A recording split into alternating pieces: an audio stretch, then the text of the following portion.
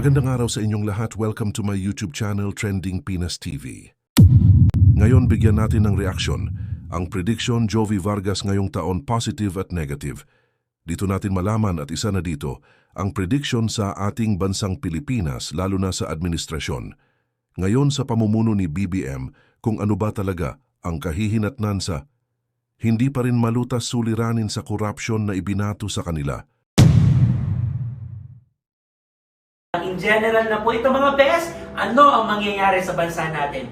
Positibo at negatibo. Ayaw natin ng negatibo sa totoo lang, pero makikita po ni Miss Jovi kung ano yung Pamo ko 10 card. politics. Sorry ha, napaka-neutral kong tao. Hindi po ako pro, hindi po ako anti. Kaya lang sa nangyayari sa bansa natin ngayon, parang guilty na wala kang maiambag bilang Pilipino, di ba? Yung kahit pa paano kaunti lang, di ba? Parang ganun po eh. Kaya ako concerned sa tanong about ano ba ang mangyayari sa bansa natin? Ano ba dapat natin gawin? Mga best, Diyos ko, eto po ba? Kailangan talaga ba nasa pamamaraan ng pagpili ng boto ay kapabago ng buhay natin?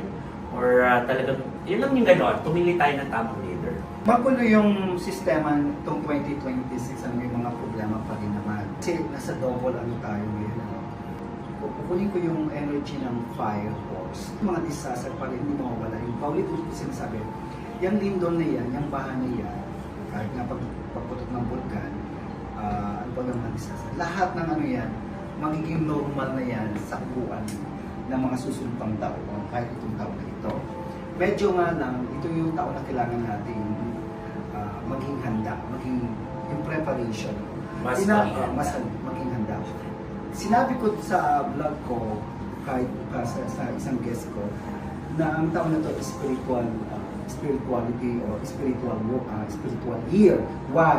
Kasi sa mga mangyayari nito ang tao, lalo lalapit sa Diyos, lalo tumatawag. Laging magdadasal Diyos. Kasi nga, maraming magaganap. Ngayon ang mangyayari sa ating bansa. Paulit-ulit ko sinasabi, kahit kung ano pa, na 2026, sa February or mga first quarter, may gulo pa tayo. Sabihin, pwede pa mag-build uli ng people power. No? Meron. At masusundan pa uli yun na isa pa. So parang may people power, pero ito ang kagandahan. Kapag naayos ng ating presidente ang problema, kung anong nangyayari, kung maayos niya, mananatili siya sa kanyang kinaupuan. Kung nagkaroon ng magandang solusyon. Pero kung ito'y hindi at wala, then pwedeng mabago ang sinuma. Ay sabihin, pwede siyang maalis. And ang dasal ko lagi sa lahat ng sinasabi ko nung paulit-ulit na vlog ko noong mula nung unang po siya, ang sabi ko sana, mas gusto ko sanang matapos na lang niya. Okay.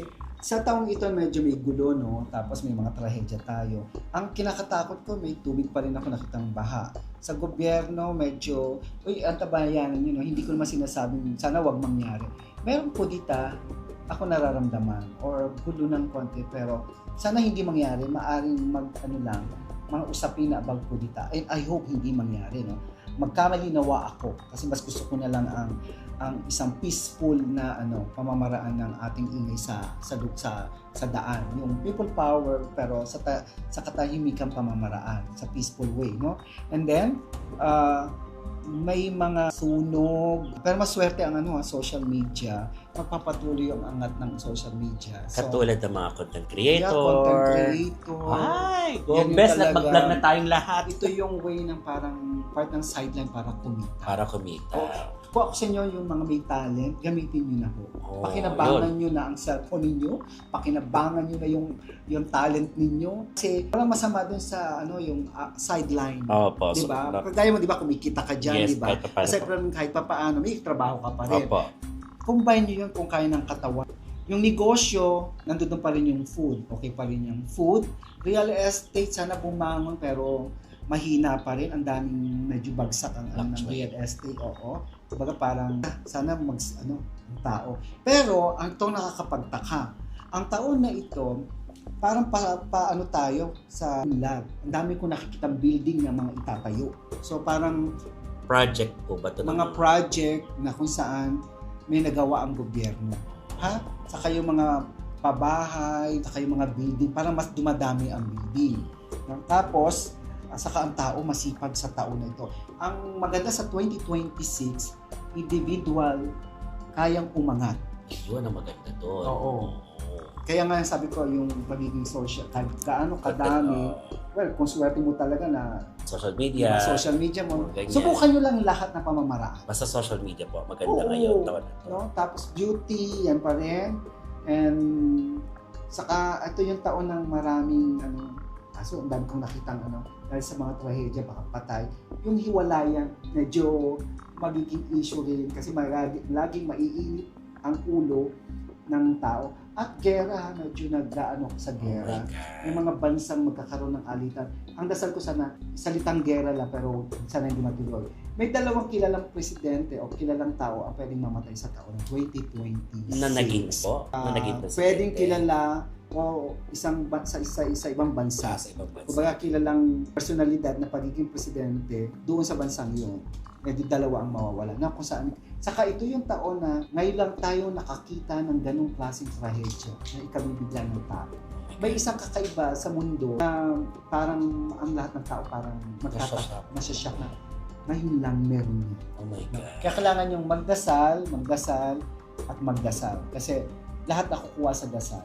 At saka po bawas daw po ng init ng ulo. Mainit yan ang ulo. Kung kaya lang kung maliit na bagay, wag nang palakihin. Lalo yung mga, ngayon sa traffic. Ngayon. Oo, sa traffic, pag nang init, bigla na lang namamatay. Basta mas maiinit ang ulo ngayon. Oh. Kasi fire tayo ngayon So maapoy. Pero hindi ito kasing dami ng yung typhoon. Hindi ganun kadami. Pero meron pa rin na malalakas. Oo, may baha pa nga eh. Kaya hindi ako nakitang earthquake, yun ang anuhan ninyo. Kung yung po ba makikita niyo yung specific, yung specific place kung saan? Makakaramdam ang Metro Manila. Matatamaan pa rin ang Cebu, medyo na anuhan ako. Ang Samar, Leyte, meron dyan mga part ng mga Visayas area. Lindol, even yung Mindanao, hindi naman sana ako magdasal kayo mabuti, ha? Pero ulitin ko, ang pagdarasal ang siya makakatulong sa atin. Malaking tulong. Sobra. Yung collective prayer, alam mo naman ang Diyos, kapag nakita niya ang lahat ng tao ay nagdarasal. Alam niyo, ang magsasuggest ko lang sa tao, yung, di ba, bago umakyat ang Diyos sa langit, ang isa lang ang binilin niya, meron siyang binilin sa kanilang 12 apostol. Ang sabi niya, magmahalan kayong lahat. Yun yung maganda. Kung ang lahat ng tao ay nagmamahalan, ang mundo natin, magpuproduce siya ng magandang energy. Yung love kasi, it will produce good love and positive, no? So, it will help to heal the world. Kahit na sabihin natin marami pa rin gulo, kung ang lahat ng tao may love sa bawat isa, malaking bagay. Hindi po ba kaya itong mga disasters na to ay gawa at likha ng matatawag ba natin karma ng mga kasamaan na ginagawa ng tao or climate change po ba to? Kasi science ang nag-explain. Di ba? When it comes to science talaga, ang explanation talaga is Climate the part change. of the climate change or yun na yung ng mundo na talagang Nagbabago kasi. Nagbabago na at paparating na tayo sa dilubyong di ba? Yung marami na mangyayari. Karma, ganito yon. Unang-una kinakatok na rin ang kunyari ang mundo o ang buong Pilipinas.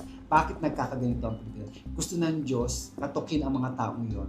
Ito yung mga nangyayari. Magbago kayo, di ba? At para hindi mangyari. Oo, at kaya nga inaano ko ang dasal. Bawat isa magdasal.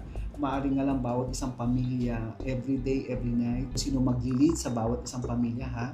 Magbasa ng Bible or magdasal lagi. Tuunan nyo ng panahon ang Diyos, ang Panginoong Hesus Kristo sa taong 2026. O mga best, lalo na po yung mga nabanggit na lugar, dun po sa mga trahedyang, sana nga po, sabi ng ni Miss Joby, wag mangyari. Sana nga po binanggit niya lang.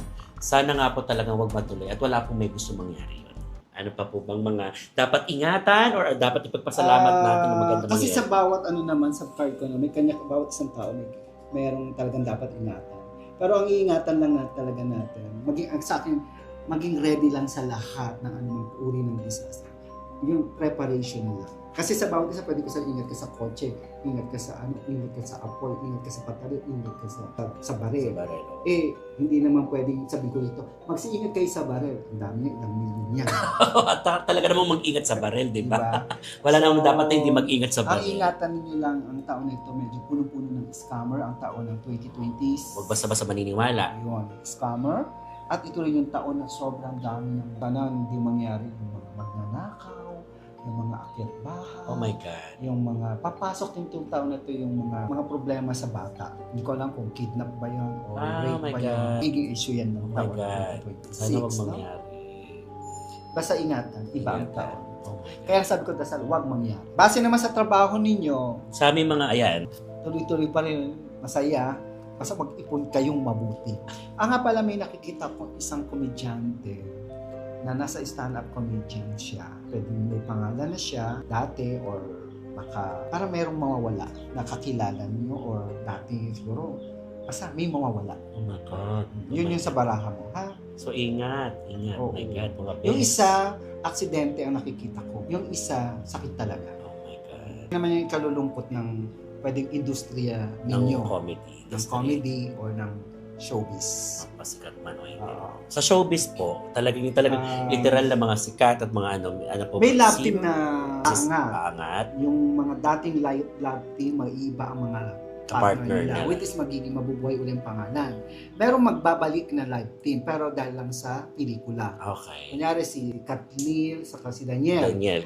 Magkakabalikan Bernardo. nila dahil sa trabaho. Okay. Kailangan nilang ang trabaho. May possible na magkabalikan silang dalawa? Dahil nga sa movie. Dahil lang sa movie. Pero kakagating pa rin ng tao. Oh, Kumbaga parang movie na lang. magpapartner ulit sila sa project. Project. And Okay. then, Hiwalayan.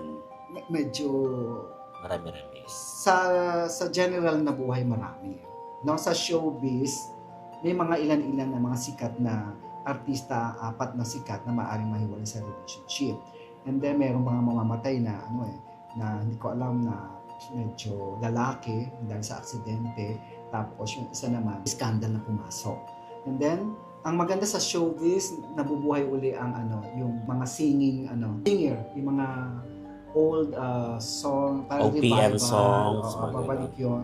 Comedy hindi mawawala, pero magiging okay pa rin ang drama. Yung action hindi ako makasiguro, pero more on drama, tapos yung parang na-combine ng cultural and history. Parang nakikita ko yung yung kukunin na yung, parang may kasamang mga old history. Parang ang movie, hahaluan ng mga cultural movie. Yun. No? So parang remake, tapos halo-haloing istorya, comedy, ganun. Remix. May pa rin naman ang Comedy. Yeah, mga best, mga bakla. Buhay na buhay ang comedy. So, Pero madadagdagan pa diretso. ang, kunyari kung sino yung boss nyo, kung saan pa, meron pa siyang isang idea Oh na my maaari God. pang maitayo. Oh Yun my! yung naman ko. Congrats sa amin. Tapos magkakaroon din ng parang isang show na masusubukan na, nangyari na ito noon, pero muling ibabalik, pero about naman sa buhay ng mga Reality show. parang ganoon, parang reality show, pero ang mga nasa loob, LGBT, saka mga lesbian, yung mga Sa Rainbow Flag. mga yon, parang Oh. rainbow flag yung nakaano. Mga members. Masusubukan lang, sana Mag-click. mag-click yun. Oh, ha? kaya ang galing. So, meron pa po ba kayo idadagdag, Miss Joey, sa... Ang sa akin, ang madadagdag ko lang, ang pangungula is gabay lang naman yun. Hindi ko naman sinasabing dapat nyo akong paniwalaan. Paulit-ulit ko sinasabi ang pinihigit na paniniwalaan ninyo ang Diyos sa langit, no? At syempre, paniwalaan nyo rin yung sarili nyo. Ang tanging mag-aangat sa sarili nyo rin yan. Ang pagiging matatag, ang pagiging mahusay at mabuting tao, lahat po yan may good karma na nakalaan. Huwag niyong pansinin ang anumang bagay na kasisira ng iba, kung ano masasabihin nila. Hayaan nyo na lang ang Diyos ang umusga sa kanila. Sabihin, huwag na po tayo magbitaw pa ng anumang salita na ikasasama pa nila o laban sa kanila. Pagtuto na lang kayo tumanggap ng mga bagay na hindi maganda, hayaan na lang natin tanggapin sa puso natin. Kasi ang taong bumababa, siya namang inaangat ng Diyos. At gusto ko lagi kayong mag-read ng Bible. Yon. God bless, Miss Joby. Maraming salamat mga best. At sana'y marami kayong, for sure, marami kayong natutunan. For sure, marami kayong mapupulot sa napakagandang usapin na to. And ako po ay galak na galak ang puso ko sa napakagandang resulta ng pagkakabasa ng baraha. Buhay ko, thank you. Kayo mga best, kung gusto nyo po, wala naman po masama, hanapin nyo lang page ni Miss Joby, Joby Vargas, para sa mga gustong sumubok din katulad ko. Ayan po, makita nyo sa baba. At maraming salamat po muli. Ingat, dasal, pakikipag-usap sa Diyos ang pinaka-importante para sa ikakakaayos ng buhay.